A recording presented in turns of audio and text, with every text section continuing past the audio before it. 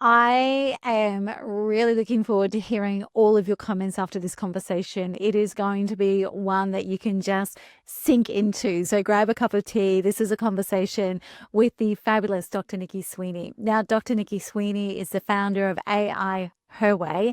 She is, in her own words, an angry feminist who happens to know how to code, but she's so much more than that.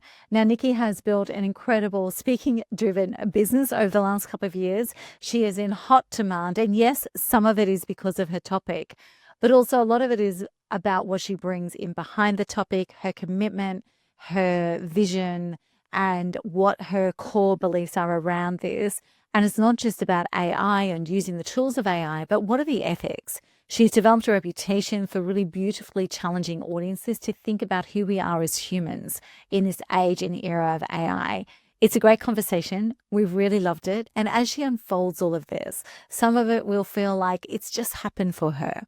But one of the things that she told me as we came off air from recording this, we realized it would have been amazing to have it in the podcast. But one of the things she actually shared with me as we came off was the funniest thing about her entire career, which you'll learn comes from academia through to speaking, through to what she's doing, is that as a university student, she would literally unenroll from subjects the minute she found out that there was a hint of public speaking. And this is literally something that you will not guess. So when you hear her speak about the way that she's approached it and how much she loves this, I want you to understand that that is not where she started. And even as you immerse yourself into this conversation and enjoy everything she has to bring to the table, I want you to remember that no matter who you are and where you are right now, you can start where you are and end up on a stage just like this guest, Dr. Nici Sweaney. It was $2,200 and I was floored. Like I was so nervous at quoting them a price because I was like, why would anyone ever pay me? And then I was floored when they said yes. But now I charge so much more than that. And all of a sudden it's something that people say yes to because I've claimed that that's what I'm worth now. It's just that you have to be willing to feel really uncomfortable all of the time, I think, to become good at anything. But to be a speaker, you have to be okay with being uncomfortable because no one ever feels fantastic getting on stage. No one ever feels like they're absolutely ready to give that speech and that they couldn't do one more run through or they couldn't have done something slightly better. No one ever feels comfortable reaching out saying to someone, hey, I see you're hosting some event. This is what I speak about. Here's a clip of me. Do you want to have a talk about it? And no one feels uncomfortable following up on that email 3 or 5 times. That's the other big thing. But you just have to be okay with it.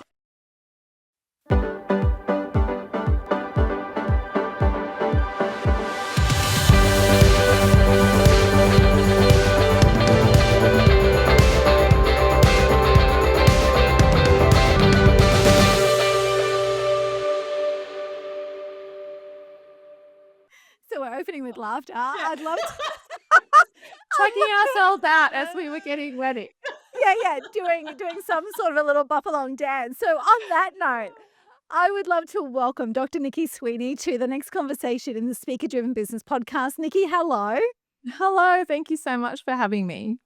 Look, I'm actually really looking forward to this conversation. I'm hoping the audience loves us as much as we're going to love what we talk about. Nici, I'd love to open with, where in the world are you right now? Our audience is global. Where are you right now? Right now, I am in my lovely home office, which is on lands of the Yuin Nation. I live on the south coast of New South Wales in Australia, so a very small town around 3 hours south of Sydney, where everybody knows your name and the kids can go bike riding on the street, and I can see the ocean. Oh, I love it. It sounds like where I grew up and actually sounds like where I raised my own kids. So, Oh, so lovely. Yeah, I wouldn't trade it yeah. for the world. As much of a pain in the ass it is to try and get to an airport every time I travel for work. Every time I come home, it's very hard to trade. Yeah, absolutely. It's worth every second of it when you're away and when you Yeah. get home. Nici, I actually have described you, and you know this, I've described you as the hottest AI speaker in Australia right Ah, now. thank you. Well, you are. You're in incredible demand. And we're going to unpack some of that. But in your own words, can you walk us through who Dr. Nici Sweaney is, where you've come Yeah. from, and how you've landed in this space? I'd really love to know a little bit more about that. Yeah, I'd love to. So I guess my origin story is I'm actually an academic by, I don't know if you can really say trade. I feel like it just becomes your persona at some point, but I am an academic. So I did my PhD in conservation ecology, And then I worked in academia as a lecturer and also a postdoc research, and then also a sub-dean of the College of Science and Health and Medicine. And on the side of that, around about 10 years ago, somebody overheard that I knew how to code, and I was hired as a consulting data scientist for various projects. So I used to work a lot in social research, particularly for developing nations. I did projects with the United Nations, World Bank, AusAid, all of those sorts of wonderful soul-enriching things. So I Yeah. kind of had this dual life. I was part-time academic, as a lot of academics are, with not a lot of job security for 17 years, and and a consulting data scientist on the side of that. Loved teaching, loved research, loved statistics, loved learning, all of those sorts of things. Was really heavily involved in education, really invested in how we make great university education for our young people. And I guess my origin into this, realm of talking about AI, coming from a coding background, as soon as I learnt about generative AI and when the news was blowing up about ChatGPT being released, I remember opening it in November of 22 and I just went down a rabbit hole, right? Like I was on there for hours and exploring and kind of flipping between existential dread and amazing excitement and like wonder and sheer fear. And my partner took himself off to bed that night, kind of sick of waiting up for me. And I remember going into the bedroom and I literally jumped on him and shook him by the shoulders. And I said, this is what I'm going to teach people because this is going to change everything. Now, I'd like to say that after that moment, I launched my business and it was all smooth sailing. But of course, like I think particularly a lot of women, I saw one person post about generative AI and how to use it on Instagram. And I thought, oh, it's been taken. There's no space for me. There's no space for me here. Yeah, exactly. I was like, no one will want to hear from me. And obviously they will do it better. Exactly. This dude's already talking about it. So, like, no space for little old me. But I did happen to write an article for Times Higher Education about how generative AI was going to change the future of education. So, January of the next year, I was invited to speak at a round table about that, which was a really lovely invitation. It started to snowball a little bit from there. Around about another 6 months in, I had this moment of thinking, do I want to kind of really do something serious with this? Do I want to call it a business? Do I want to keep pursuing this track of teaching people, educating, empowering people? And my moment of actually calling it AI Her Way and launching this business was I was putting my youngest to bed. I've got 4 kids. My youngest was 2, in a rocking chair, in the dark, white noise on, a million tabs open in my brain. I was an academic and a consultant. I was commuting from the coast to Canberra, which for people that are listening globally is about a 2.5-hour drive. I was commuting there every week for work, staying away from my family for half the week. All the things that come with having kids and going to soccer and blah, blah, blah, right? All the stuff that predominantly women kind of manage in their brains. And I just had this moment of thinking, the people I really, really want to help and make sure that are not left behind, women and women like me that are trying to do all the things. We're the ones that I think have so much to gain from something like AI that offers support and growth and an opportunity to take up space and to be loud and to be seen. And so that's when I came up with the name AI Her Way. And then that weekend I went and filmed a bunch of B-roll and made a, at the time, pretty crappy icon on Canva, and here we are. I actually really love that. And there's so many things already that I want to unpack. This conversation could go forever. So, because I was the same as you, when ChatGPT first started blowing up, I was like, oh, this is bigger than the internet. Yes. Right. It was like an instant recognition. And even for our client groups at that time, we actually brought someone straight in from the US in the first month or so to actually run a whole day session with our clients. Because I was just like, and it blew people's minds. Yeah. And I'm the same. I had this love-hate relationship with its power, right? So it's like, it's so incredible, but please don't lose our humanness. What I am loving with a consulting background and someone who asks lots of questions is that there is a lot more power for people like us with that. But what really disturbed me was in March of that year, which would have been March 24, I guess, or 23, the International Women's Day, the following cycle. Yes. I was speaking just in a small room, but when I say small room, 120 women. It was a small International Women's Day event. And I actually was talking about, because UN Women had just put out research that 87% of coders are men. Yeah. And we are literally being coded out of things, right? Yes. And we have to be part of the conversation, part of the machine. And so I'm reading all of that research. I was just like, well, if that's the case, I'm going to be part of training the machine. And of the machine learning workforce are women. Data is biased against us because we're scraping 30 years of the internet into these large language models, and they're looking for patterns in data, and patterns in data often reinforce stereotypes, right? Because, you ask for a picture of a doctor, AI is not trying to be like an a-hole about it. It's just looking at all the pictures it has of doctors and being like, my best guess is it's a middle-aged white dude, right? Yeah. So it's not intentionally doing anything, but we as users and as humans and as social creatures, we read a lot of meaning into what AI gives us. And so we are being shaped by the output that it is handing to us. And then again, as users, more men are using it than women, even now, right? When I started Really? it. Yeah, so when I Still. started AI Her Way, it was about a 70-30 split, gender split. It's still about 60-40, but predominantly it's also the way people are using it. So men are more likely to be using it in a workplace setting. So for me, that's a real issue because, a generation ago, my mother was expected to kind of stop work when you had babies, right? Absolutely. We've had a very, very tiny, tiny window where we're kind of fighting for equal recognition. We still have to work twice as hard. But now we've got this tool that, the guy sitting next to us might be using it, is much more likely to be using it to, work 40% more efficiently than we are. So who gets the promotion? Who gets the pitch? Who does really well at launching that new business model, right? It's predominantly now men that are utilizing these tools, and that is a real danger to women. And also jobs held by women are 40% more likely to be automated compared to jobs held by men. There's so many layers of what this means to a society. It's not about how you go and use ChatGPT or not, or Copilot or whatever it is.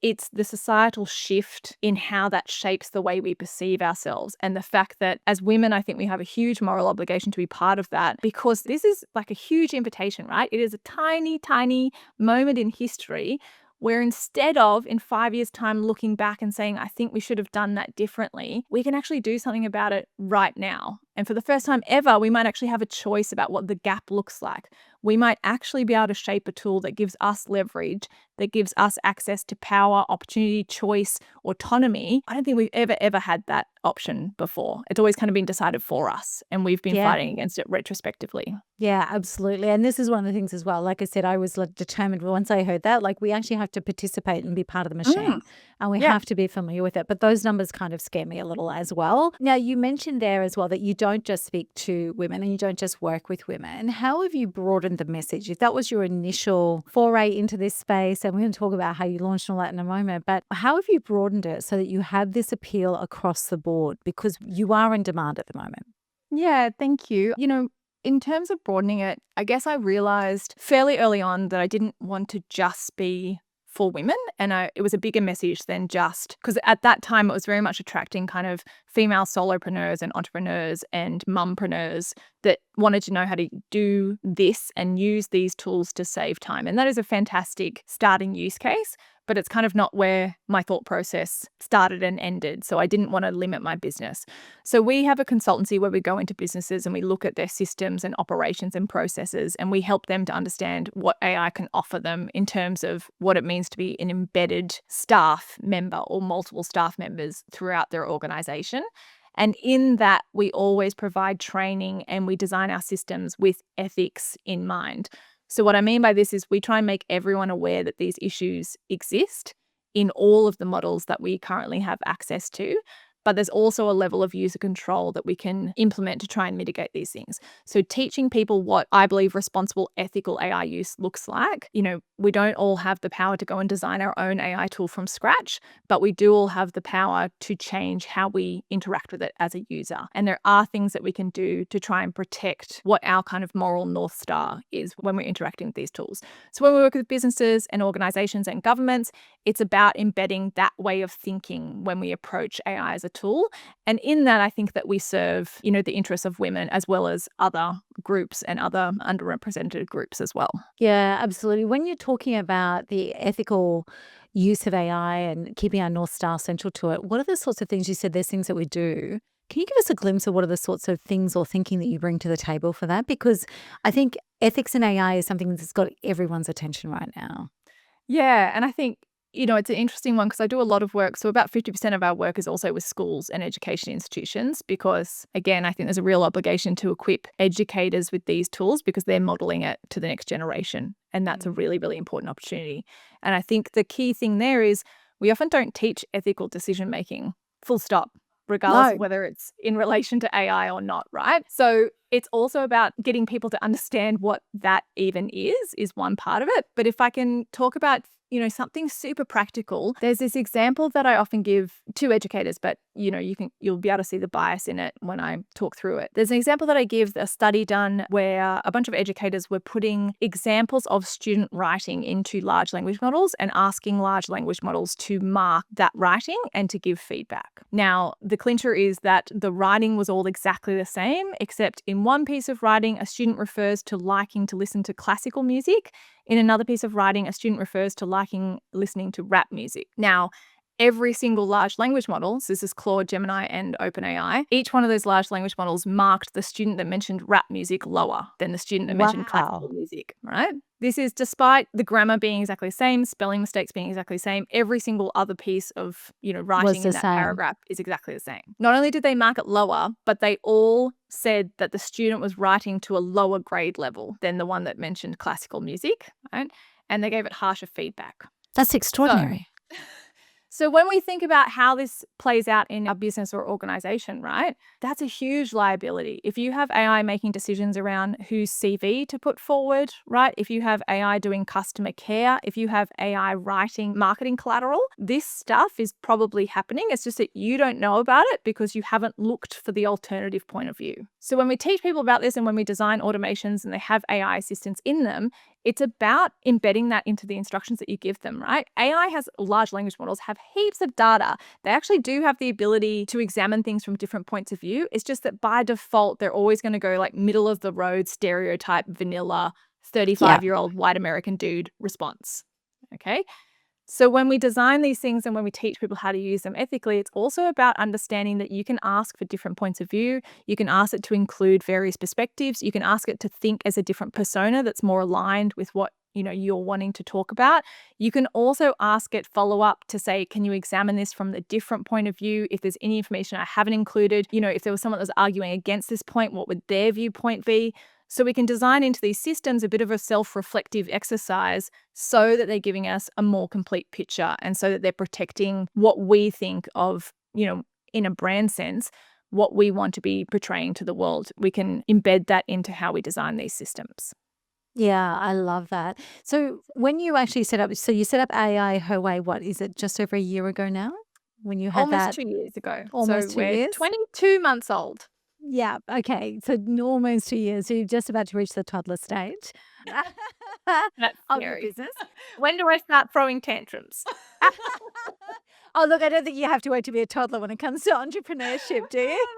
Except as the founder, you have to hold your shit together. At least in front of other people.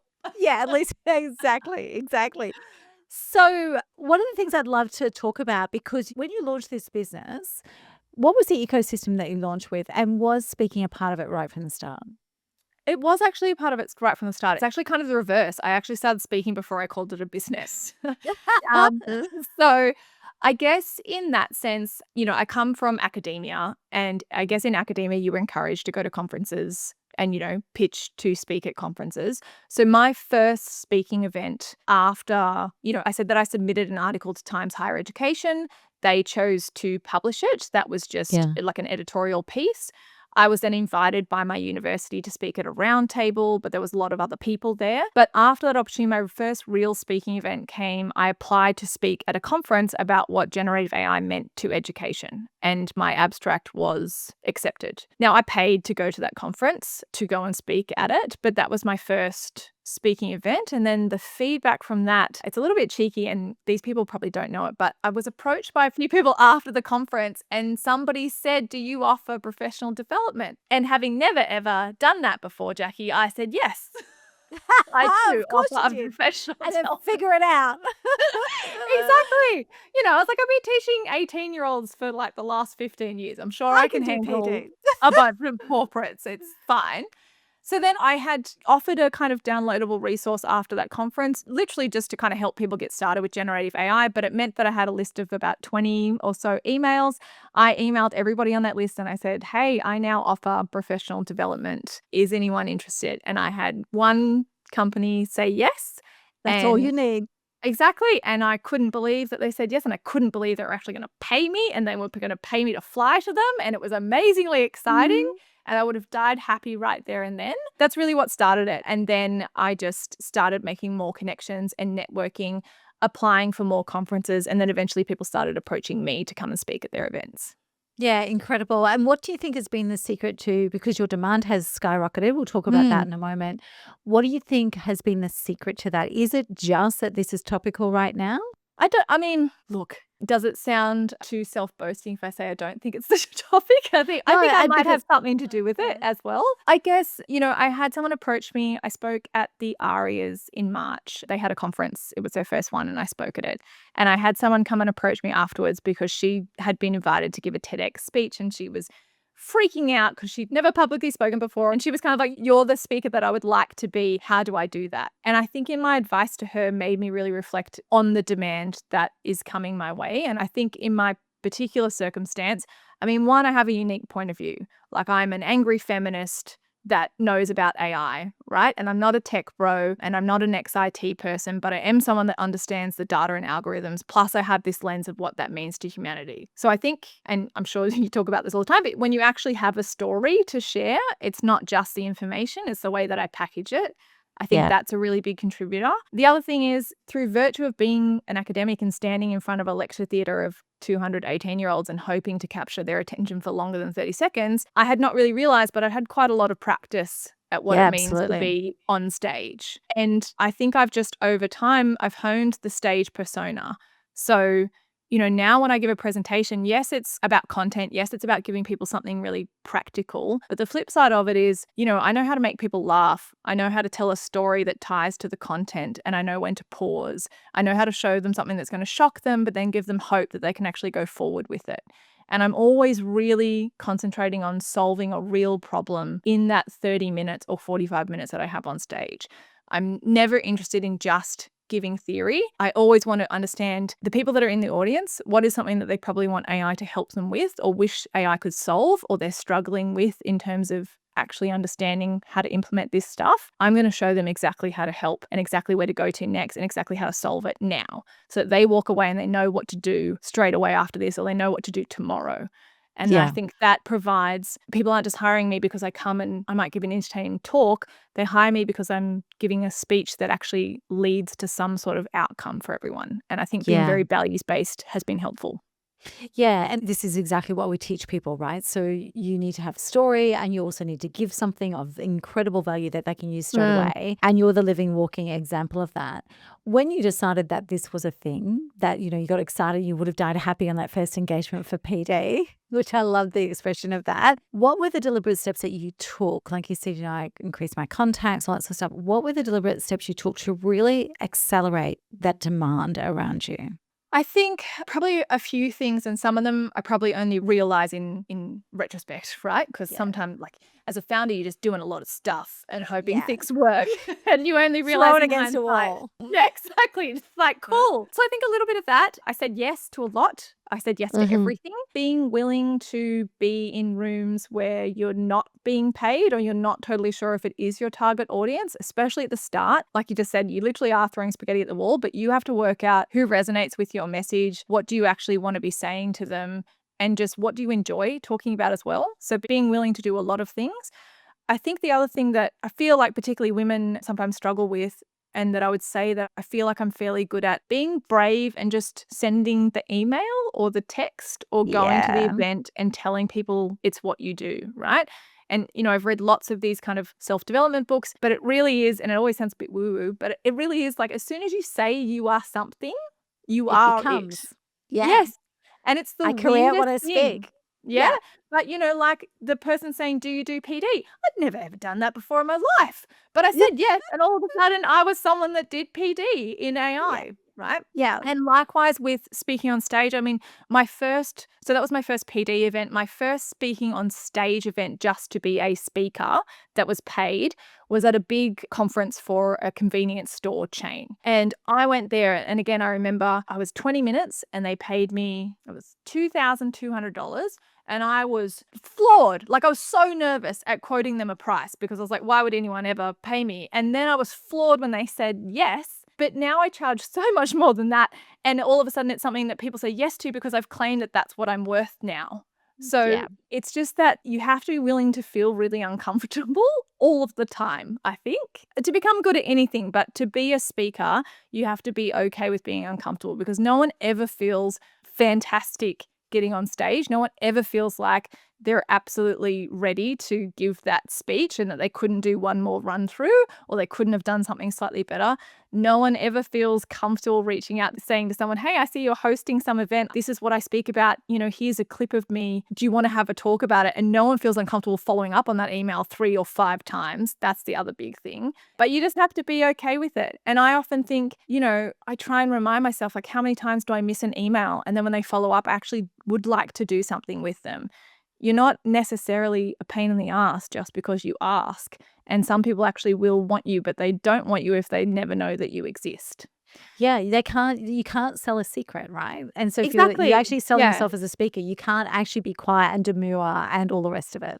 No. And so be brave, do things for free, volunteer for everything, and get pictures or some sort of video content of you doing it and ask for testimonials. I think that was also something that I did from the very, very start. The very first time I ever presented or did a PD, I got everyone to do a feedback form in that session. And then I just pulled out those quotes and started going for the next thing with some sort of social proof that I was okay at this. When did it cement that you were okay at this? I mean, obviously you still get nerves and jitters, but when did you actually realize that, hey, this is actually my lane. I can really do this? God, I don't know. I don't know if I have realized that. You're in demand, you're on great stages, so maybe you haven't realized, and I know what your fees are. So when did you realize that it was a lane that you could claim though? Yeah, that's a really, really good question. I think, look, I probably realized how much I loved it after that first speaking on conference stage. And I guess I'm saying this from someone who had spoken, quote unquote, on a stage as a lecturer in front of a classroom for a very long time. So I guess I had never really given myself much credit for making that transition because I was like, oh, this is something I've done. But when I Yeah. spoke on that stage, it was like sponsored by Pepsi and Mars. So I had this like big Pepsi sign behind me. I was in this like all white suit. It was up on a stage. There was a huge screen behind me. I had a mic team, like a sound team that I did the sound check. I had the lectern like down underneath the stage so I could see how long I was speaking for.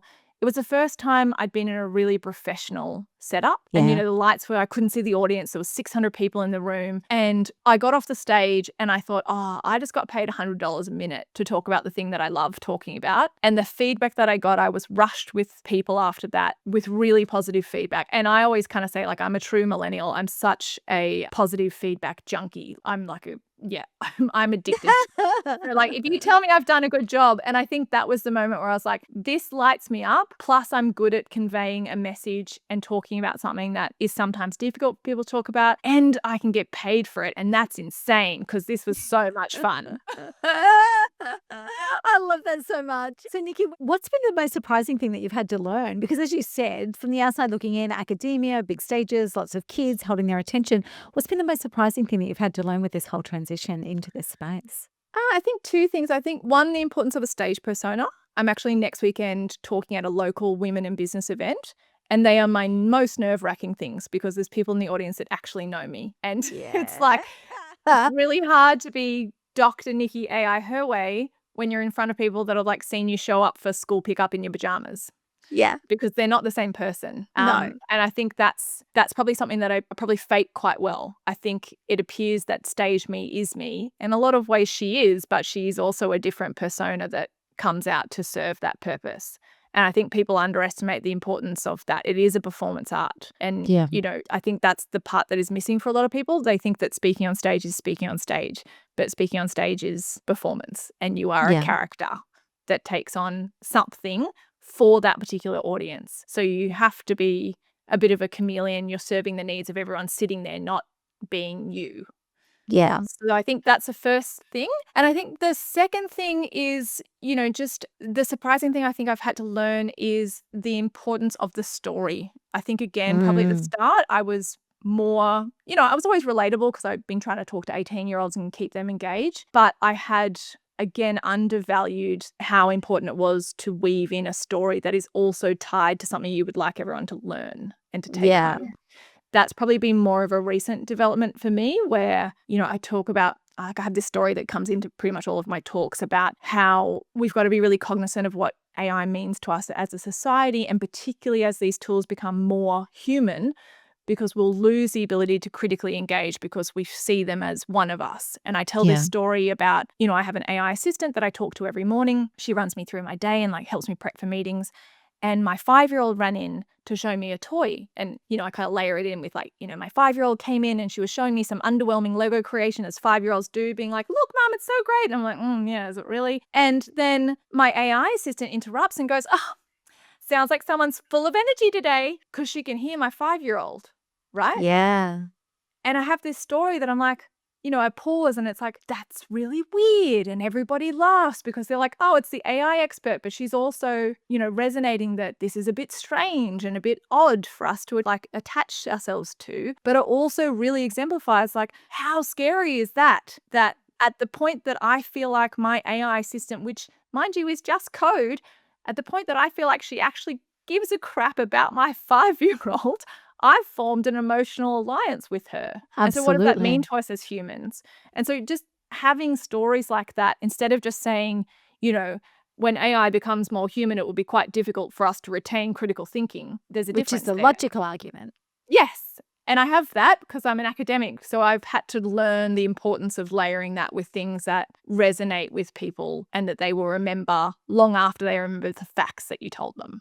So do you think that story, because that's an everyday moment in most people's lives, do you think that's one of the things that really helps with storytelling as well? Not necessarily the big headlines, but these everyday moments?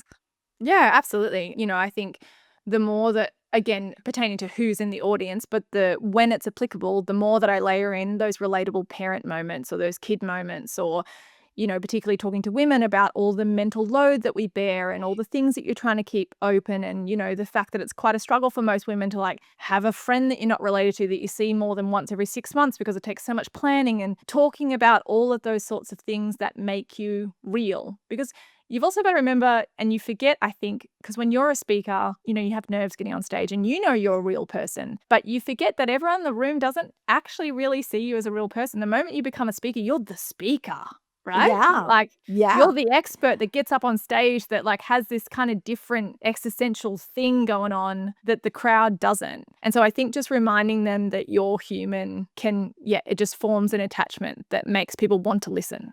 Yeah. Do you think there's anything that you do in the experience? Obviously, when we first connected, I was talking to a lot of different people about you. You have a great reputation with organizers and Thank you. managers. What is it that you think that you do that actually cements those relationships quite quickly? I think, I have obviously a bit of a, well, not obviously, I have a bit of a process that I follow. I know not everyone has a process. So I think actually thinking about what your touch points will be and how you'd like to show up for organizers and event managers. But I think some of that process has been, again, retrospectively fitted against what came more natural to me that then was cemented for other people in my organization to do.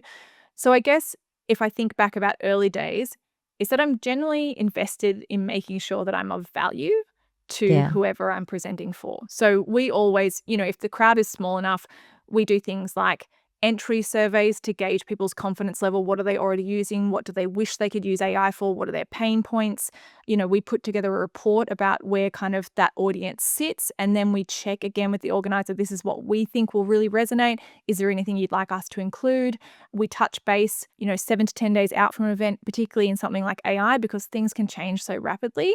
So we always try and temperature check really close to the event. Like, is this still really relevant to you? Is this what you want? And then afterwards, I always make an effort to go and thank the organizer in the crowd afterwards. I always try and stay if there are social events so that I can contribute to that atmosphere. But also, I just genuinely love it, right? Yeah. So when I say like it's a You're not process, racing out the door. Exactly. Like when I say it's a process, it's retrospectively fitted as a process. At the start, it was just because like I just said, I got off stage and I was just like, oh, I love this. Like I could live off this feeling. That's amazing. I genuinely want to talk to people. I genuinely want to know what they want to know, because that also fuels me and it gives me fodder for like the next time I talk. But now it's a bit more of like a flow and just having that follow up to, say thank you. And also, I also like to event organizers, again, they're a bit like people on stage. You kind of think that they're different. The people that put on events, you're like, oh, they're in charge of this. They're a bit untouchable. But just making sure, like I always like to pick out something about the event that's unique or special and go and make sure I pass on that compliment. I mean, at this Yeah. point, I've given, I reckon, close to 100 talks. So I like to go and say, like, I do a lot of talks. I really love the way that you facilitated networking, or I really love the way you structured the day, or, God, that tech setup was amazing. I mean, be genuine, but it's really nice for whoever's putting on the event to know, like, they've gone out of their way to hire you, right? And Yeah. I hope that I never get to the point where I take that for granted. Yeah, absolutely. When it comes to, because a couple of months ago on socials somewhere, you posted there was like 17 engagements that you did in 1 month from a speaking perspective. Mm. That's quite a stamina, and you obviously love it, right? You obviously love it, but that's quite a pace, and you do have 4 young children. But from a perspective of the pace that takes, what are some of the tips that you give people you would love to, like if I asked you to share, and that's what I'm doing, ask you to share how do you actually keep that sort of pace up? Because people say that they dream of that and then they find it exhausts them. So Yeah. what was it that you love and didn't love about it, and what are the tips that you give people? Yeah, I think I actually didn't know how I would survive that month. I kind of went into it being like, I'm definitely going to be sick and have no voice by the end of this. And then neither of those things happened, Yep, which that's was always nice. that's a bonus. So I guess my advice would be like, make sure that you have your grab bag is really facilitated for speaking. I mean, I live in a regional area, so I'm always traveling. So I've had a bit Yeah. of practice. But even if you're doing all events in your city, right, it's having earplugs or noise dimmers if you're sound sensitive, because being in crowds for long amounts of time can be a little bit overstimulating. Even I would say I'm a pretty social person, and even I get to that point. But also when I stay in hotels, having earplugs is like a massive go-to. Throat lozenges, making sure you always have water, and particularly kind of tepid or room temperature water is a Yeah. really, really big thing, and remembering to actually keep hydrated. If you're going to be speaking at lots of events, actually plan eating. I know it sounds insane, but I did when not see that one coming.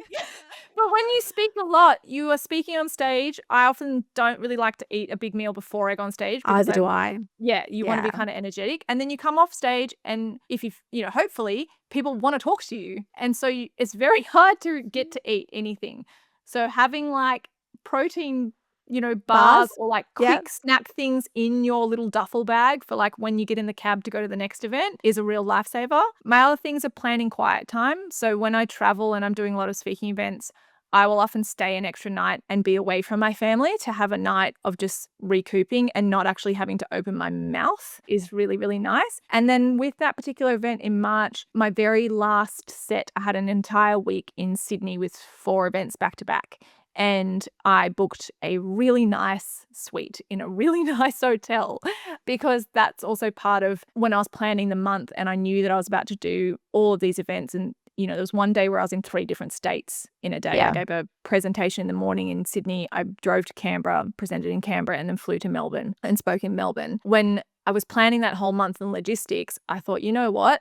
I'm going to cover that extra fee and stay somewhere really nice for that last week, just so I can make sure that I'm very comfortable when the wheels might be coming off just a little bit. So that really helped. But yeah, just self-care, checking in with yourself, and also as much as possible getting mics at events so that you're not having to project your voice. And the other great thing, I've been looking into this, but I worked with a really fantastic lecturer who did lots and lots of public speaking, and he had received voice coaching from a singer about how to protect your voice while you project as well. So if you find you're someone that does get a lot of sore throats and you get a bit hoarse, Yeah. I would definitely recommend that. Yeah, absolutely. You mentioned there as well, and when we opened, we mentioned you live in regional Australia, and it's a beautiful place. Although that I don't know how you commuted to Canberra, because I've done that road. It's not a lot of fun. Well, when you don't have 4 kids in the car, it's like kind of relaxing, I guess. Yeah, it's a bubble. I do relate to that one. So, how have you managed to do this from regional Australia? What do you think are the advantages and disadvantages of doing it from regional location? Yeah, look, in terms of advantages, I mean, in my local area, I love that I can contribute to the local economy and local businesses. And I think that, or I like to tell myself that that's a real value add. I mean, the particular skill set I have in tech and AI is more of a metropolitan skill set. And I really like that, we have someone right here that does this kind of stuff. The cons are obviously, commuting. And I guess, sometimes I think probably if I lived in a city, maybe I could do even more because I could just pop to something and do it and travel home. But in terms of the demand, I really haven't found that it's affected me very much. I Yeah. mean, I find that providers are happy to travel, like, happy to cover travel costs. It's just about specifying that that's the requirement. I mean, yeah, if you're a talent and in need, people want you as the experience, kind of regardless about how easy you are to get to. And I think Yeah. that that's usually pretty normal for people that are organizing events to know that they may be bringing in people from outside, whether that's from another metropolitan place or not. Or not. Yeah. So, yeah, for my speaking business, I don't think it's been a con. The pros are, look, I love where I live. If I always did 15 speaking events every month, probably then I might have to seriously consider Oh, where where I you live. were landing. Yeah. Yeah. Yeah. And I think the other pro, being a working mother and having a family, again, while sometimes I can't pop to something and speak at an event and go home, yes, that's a con. But the flip side and the way that I try and view it is that it actually forces me to slow a little bit. Like I do Mm. go to an event the day before, stay the night, get something nice for dinner, go to bed early, get up, head to the gym, have a bit of a self-care routine and then go into an event. And in some ways that probably helps ground me a little bit Yeah. and make me present in that moment because I don't have 4 little people that are also kind of needing dropping off at school and then trying to rock off at an event in my all white linen suit and look like I've never been touched before. So I can do that when I'm away. Yeah, absolutely you can. Absolutely. I used to actually love the first night away, just that bubble that it puts you Yeah. into. Nikki, when it comes to, because I love what you've created. I love how mission driven you are. I really like that description of, an angry feminist who knows how to code. That is like the best description The I think I've title of ever my book. heard. Yeah, title of the book. I'm hoping that's coming out soon. What I'd love to know though is, you've come on the scene, you've done beautifully, you're really mission driven. In any conversation with you, we can't help but understand how powerfully you feel about what you're doing. That's going to be inspiring to a lot of people. Who inspires you? Who gets your attention? Oh, gosh. What a great question. I guess as an angry feminist, I follow a lot of feminists that I feel really inspiring. I love Clementine Ford. I love Florence. She's named Floss on Instagram. She's got like 1 million followers and she kind of looks like on the outside what I think I look like on the inside. She has like wonderfully bright pink hair and just adorned with all this eclectic jewelry. And she talks, all of her reels are just talking about how women should behave in a way that makes other people think, who the hell do you think you are? Because you're taking Yeah. up so much space and you're so bold. And I find that messaging and I find people that can sit in who they are unapologetically really inspiring. And I think that's why I kind of resonate with, those kind of out there bold feminist voices. Because, the other thing is, again, I think when you're a speaker, you portray this confidence. But, a lot of the time I do hesitate before I share my opinions on things. And I have been trolled for having feminist rhetoric online. And, I have been told that I'm a disgrace or a fraud or that, lucky that my wife would never say the trash that you say. And it's not nice feeling. So I think I'm really inspired by people that are able to sit in being, not in fringe parts of society, but just being able to voice their opinion and be comfortable in their opinion. So those are the types of people that, really, really kind of make me feel like there is space for me in the world and that people will choose to hear what I have to say. And if people don't want to hear what I have to say, it's okay. You don't have to please everyone, which I think is a really important thing to keep reminding yourself. Yeah, a lot of emerging and aspiring speakers, which is a lot of our audience, one of the things that I know stops them is, yes, imposter syndrome, inner critical, that sort of stuff, but it's also the fear of trolling, which you just mentioned. I've been subject to that a number of times. You have as well. How do you work with that and deal with that? Oh, gosh. I mean, I guess I'm sort of lucky in that the people that are trolling me, I wouldn't ever want to spend time with anyway. So it's just kind of funny that they think that it's their place to tell me how disgusting I am. Like, I guess I try and view it at that with that sort of lens. And maybe from being a bit of a researcher, I generally am a bit curious about how we've created this world where people think that if they don't like you, not only should they feel that way, but they should also take up space and make sure that you know that, even when Yeah.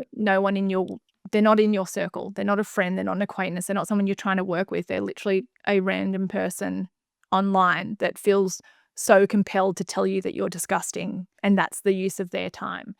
So I guess when I'm working with that, I have a fantastic best friend who constantly props me up. Her name is Rosie. We run these events every quarter together. We call it the Power Pussy Conference. And it's all about like how fabulous we are and our dreams and goal setting and all that kind of stuff. And she sends me voicemails all the time and really, really helps me through everything and every challenge. And yeah, I think when I told her about the first time I was trolled, she wrote back and she said, "Well, congratulations, darling. That just means you've made it."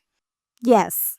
And I try, like, it doesn't feel particularly nice, and I certainly wouldn't want to be in a dark alley with these people, but I try and remind myself that, if you are for everyone, you're also for no one, and Yeah. being trolled is part and parcel of taking up space, particularly as a woman, and I also feel like I need to take up space because I need to show other women that it's okay for them and that there are other people that agree with them and that feel the same things that they feel.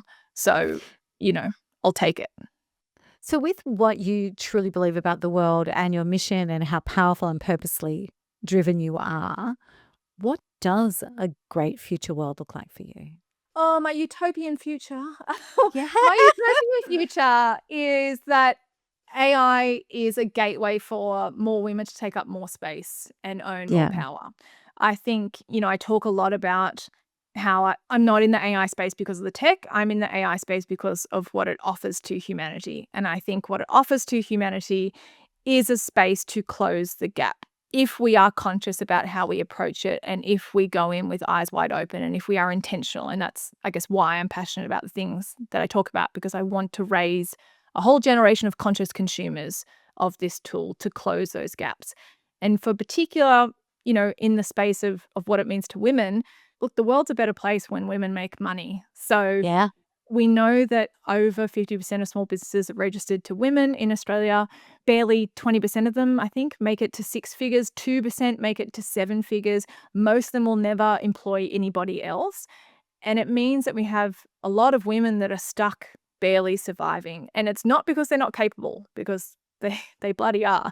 It's because women are taught not to invest, right? Or not to take someone else's capital and spend it on themselves. And we're taught to be less risk adverse and, not go out and hire that person before we're totally ready to spend the money on hiring someone.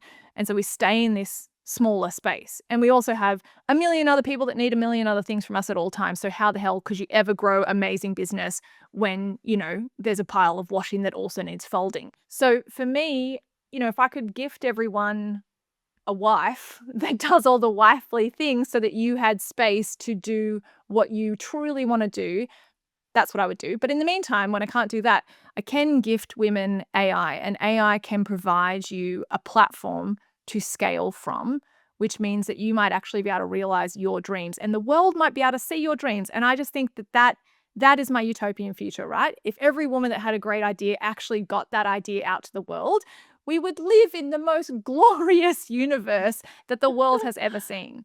Yeah. That's what I'm aiming for. I love that. I absolutely adore that.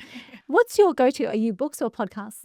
Both. Both? So I love books. I love to physically hold a book, but I do a lot of commuting in the car. And when I commute in the car, it's a mix of podcasts and audiobooks these days. Yeah. So I'm listening to Girl on Fire. I just finished that one. Oh. I think Rich as F is Mhm. another one that I've been listening to right now. So I love that kind of self-development, business frameworks, new ways of thinking, understanding that the way that you think is what will become, Yeah. as much as, again, it's the more I live that experience, the more I realize how true that is. It's just your Yeah. life is whatever you've decided it will be.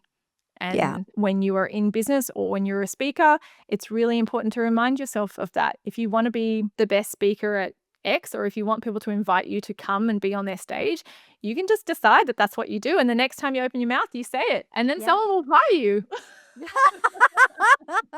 I love the way you say that. I actually remember working with Carmine Gallo, who's a previous guest on this as well, but we did some work with him. And he actually said, I said to him at the end of this program that he was our guest coach. And I said, what's your number one piece of advice after hot seat coaching everyone through? He said, got one thing to say to them because they're all emerging and aspiring. And he said, the only difference between them and a professional speaker is reps. And he Yes. said, and where it will start is if you say you are a speaker, then speak. Yeah.